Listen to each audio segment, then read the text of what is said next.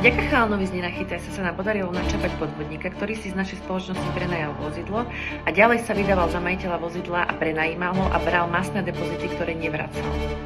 Cestou z práce v Prešove na križovatke prešlo okolo mňa biele Porsche Macan S. Také auto si všimneš a hlavne ak za volantom sedí človek, o ktorom rozprávam v príbehoch na mojom profile. Neskôr zistujem, že to auto bolo zdieľané v profile jednej influencerky. V tej chvíli som jej hneď napísal. Nie preto, aby som niekoho obviňoval, ale aby neprišla o depozit za prenájom auta. Vtedy som sa dozvedel, že tento človek už oslovil viacerých influencerov. Nešlo o spolupráce, ako to prezentoval. Išlo o depozity v tisícoch eur za prenájom auta, ktoré neboli vrátené. Spolu so skutočnou majiteľkou auta a autopožičovne JKM Rent Car a influencerkou sme sa spojili a tu je výsledok. Mesačnom prenajme moje auto, s ktorým veselo takto obchoduje a bere od ľudí zálohy za toto vozidlo.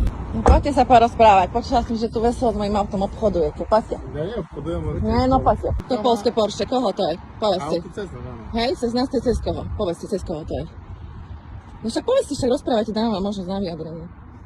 Po celom Slovensku, Česku, Poľsku si požičiavate auta, následne za tie predmetné auta berete zálohy a klamete takto ľudí. Ťaháte z ľudí peniaze, teraz ste ponovom začali oslovovať influencerov. Konverzácie máme, zmluvy máme, auto je moje, z mojej autopožičovne. Koho je táto autopožičovňa? Tento? Premium. Oni chlapci to vytvárali. Oni chlapci, hej? A menovite? Ja som komunikovala iba s tebou, ja som telefonovala iba s tebou. So žiadnou ďalšou osobou ja som nekomunikovala. Aj David to isté. To však áno. Toľkokrát, že to auto tvoje, preto ho potrebuješ už. Ale však to ja si nehovorím. Teraz hovoríte, že nemáte nič, ale pred ostatnými sa prezentujete ako luxusná autopožičovňa. Vy nevlastníte žiadne auto. Ja vlastním auta, ale nie. Ktoré? Povedzte mi. Na auta, takže... No tak povedzte mi, aké auta vlastníte. Ja neviem, čo rozprávať tomu. Makan si malo... A Macan máte odkiaľ? Makan, Rachelin. No Macan, však Macan má Rachel, áno. No a koho to je auto? Koho to je auto? No však to je jediné, hovorím, to je jediné mám. Že vám prišla na tieto podvody 25-ročná dievča. Aha, podozdajte mi kľúč od auta. Kvôli tomu ťa... O týždeň v ďalšej časti ti ukážem, ako sa tento prípad dostal až do správ.